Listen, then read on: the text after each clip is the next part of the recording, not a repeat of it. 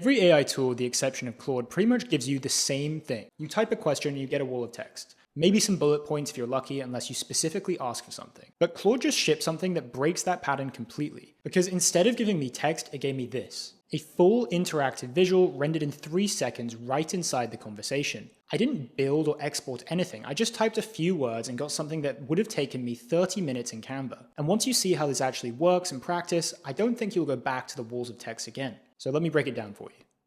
So here's the move. There's a specific phrase that kicks this whole thing off. You start your prompt with show me, that's it. You can say draw a graph or create a visualizations, those work too, but show me is the one that fires every single time. What happens behind the scenes is Claude writes a lightweight HTML page, same stuff websites are built on, and renders it right there in your chat window. There's no loading, it will just appear. So I tested this. I typed, show me how SaaS unit economics work.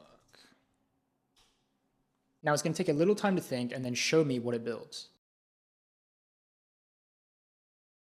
And now Claude has built me this interactive breakdown where I can plug in my own numbers. I can play around with the different numbers so I can see what effect it has on lifetime value or customer acquisition cost, for example. And it really helps me understand the whole process better than it would if it was just a wall of text. Watching the metrics update in real time is pretty sweet. It even visualized the payback period on a timeline, all from 7 words. But that's actually not the most powerful part. Real quick, if you're enjoying this video, hit like and subscribe.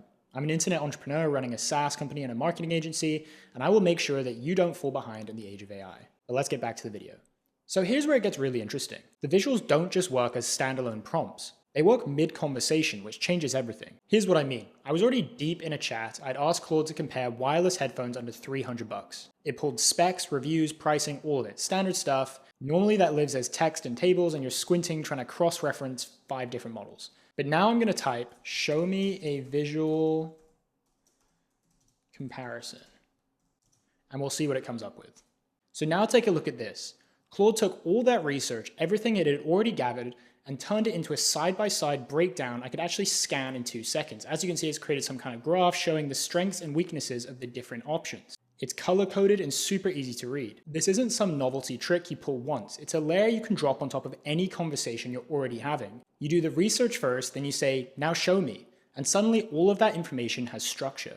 Think about what that means if you're building a business case or comparing vendors or trying to explain something to the team. You do the thinking with Claude, then you visualize the output, all in the same thread. Now, there's a distinction here that matters, and if you've used Claude before, you've probably already thought of it. If you're a Claude user, your first thought is probably, isn't this just artifacts? I had the same reaction. It's not. Artifacts are heavier, they use more complex code, they take longer to generate, and they live as their own separate panel. Basically a mini web app you can share with a link. These visuals are different. They show up inside the answer. They're part of the conversation flow, and you can't link someone to one directly. And if you hover over it, hit the 3 dots, and copy, it copies as a screenshot, not as an interactive element. That's by design. This isn't trying to replace artifacts, it's filling the gap between paragraph answer and full-blown application. It's kind of like a whiteboard sketch you can throw away or promote to something permanent if it turns out to be good. More on that in a second. Alright, here are a few things I've learned from messing around with this that will save you time. First, use Opus. Anthropic themselves said this. The feature works significantly better on the Opus model. If you're on the free tier running Sonnet and your visuals look basic, that's probably why. Opus is where the quality of the visuals actually jumps.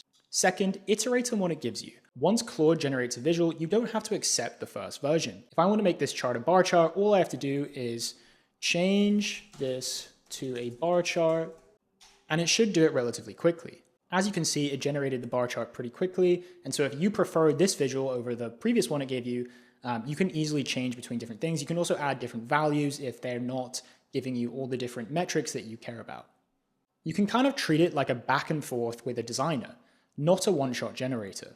Third, you can save these. If you make something worth keeping, hit the 3 dots and click Save as an Artifact. And now it's a shareable web page with a link. So the workflow is start with a quick sketch, refine it in conversation, then promote it to a real deliverable when you're ready. It's low commitment up front, high output when you need it. Here's the bigger picture. Every AI company right now is racing to make their tool feel less like a search engine and more like a thinking partner. Text was step 1, code generation was step 2, but this, turning a conversation into something visual on demand mid-thought, that's the step that actually matches how people process information. Most people don't think in paragraphs, they think in pictures and comparisons and spatial layouts. And now there's a tool that actually meets you there instead of making you wade through text to find the answer. Go open Claude right now, type show me, pick any topic you're working on this week, and I promise you, you'll use it differently from that point forward. Hope you enjoyed this video, and until next time, see ya.